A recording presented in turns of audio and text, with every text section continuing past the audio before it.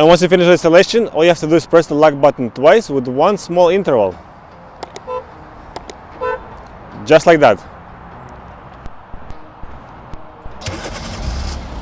And here you go, the car is running.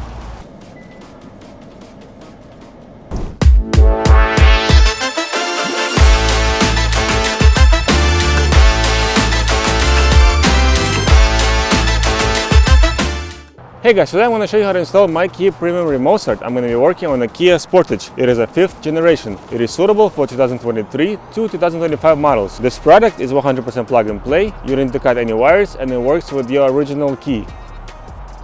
It's designed for regular key start, and if you have a push button start system, we have a different video for you. But for this model, we're going to be working with the traditional key start. And you also get an additional function, Smart Timer, and I'll show you how it works after we install this remote start kit. And now let me show you how to install it.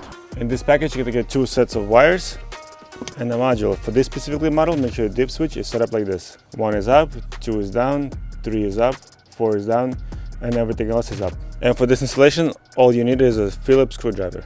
First thing, we're going to pop this panel out. You can just make sure your steering wheel is all the way towards you, and you'll have access to simply remove this panel. Now we need access to 2 screws over here on each side. I'm going to turn the wheel first,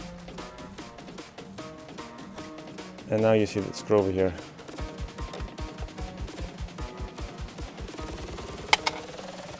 Now I'm going to turn the wheel.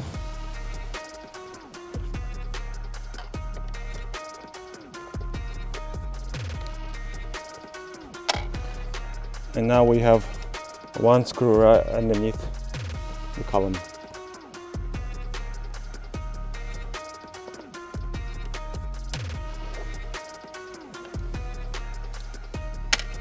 Just like so.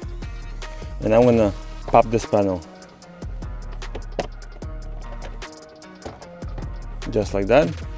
And now you see access to this blue connector. So I'm gonna unplug this blue connector by pressing this little pin and take it out. Now we're going to be connecting it to this harness. This is a T harness. We're going to connect into the unplugged connector. Just like that. And make sure it's all the way in. And the other side of the connector will go back into the ignition's plug.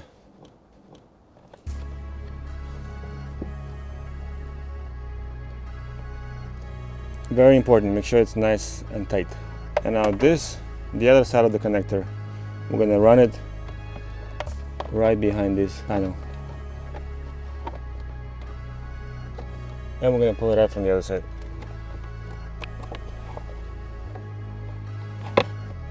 Just like so.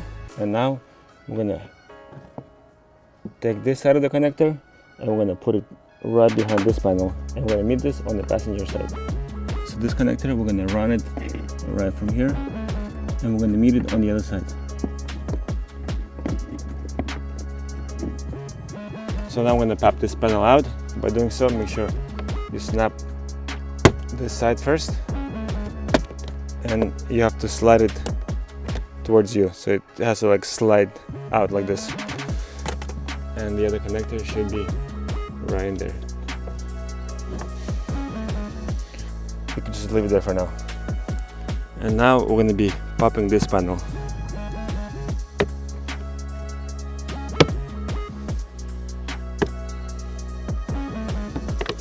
This has 3 clippers, left, right, and 1 in the middle.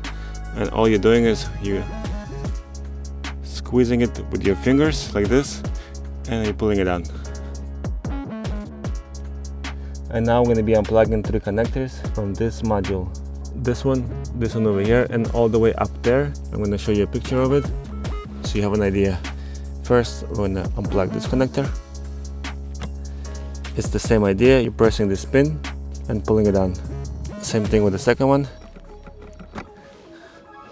Just like so. And 1 smaller connector is going to be all the way up there. So you have to get your hand in.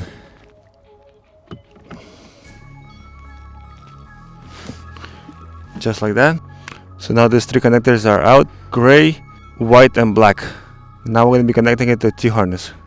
So now we're going to be plugging the unplugged connectors from your car into these 3 connectors, and then the other side of the connectors will go back into your car's module. So first one, I'm going to connect black connector since it's all the way up there. I'm going to use my one hand to plug into the unplugged connector first. Make sure they both click, and the other side of the connector is going to go back into the car's module.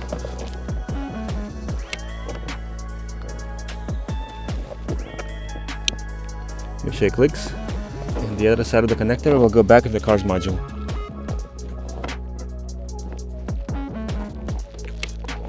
Just like so. And now the gray connector.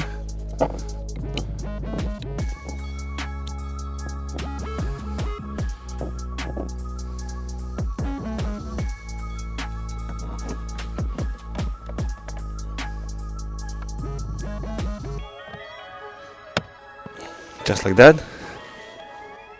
So now you have 2 connectors. The data connector goes first, and the power cable goes last always.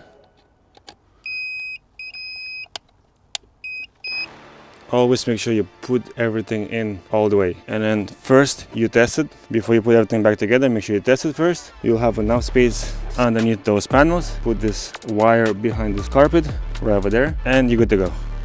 And once you finish the installation, all you have to do is press the lock button twice with one small interval. Just like that.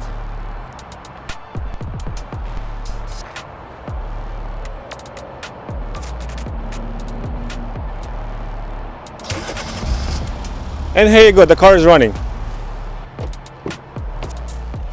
Once inside the car is still running. You're gonna have a few warning lights, which is totally fine because it's in sleeping mode. And the most important thing, you won't be able to switch gears until you put the keys into the ignition. Here you go, the car activated itself, and now we're good to go. And it also has an additional function, smart timer. And this is how it works. You open the door, you remove the key, the car is still running, the heater is on, and the car will remain running for 20 minutes. And now I get to lock the car. To activate or deactivate the smart timer, all you have to do is open the door, press the unlock button 3 times with a little interval in between. You're gonna hear either 1 beep or 2 beeps in response. 1 beep means the function is off, and 2 beeps means the function is on. And you only have to do it once. Also, it's the same procedure whether you want it off or on. And a very important note, if your smart timer is activated, before you remove the keys from the car ignition, you have to make sure the door is closed, otherwise you're gonna trigger the function. So make sure the door is closed, remove the key, and then open the door. And a quick note, for example, if you know tomorrow is going to be very cold, just turn your heater on before you leave the car, and then when you remote start your car, these are the same settings will be on warming up your car. Guys, thank you so much for watching. I hope this video helped. Leave a comment down below if you use this video to install MyKey Premium remote start in your car. Thank you. Bye bye bye bye.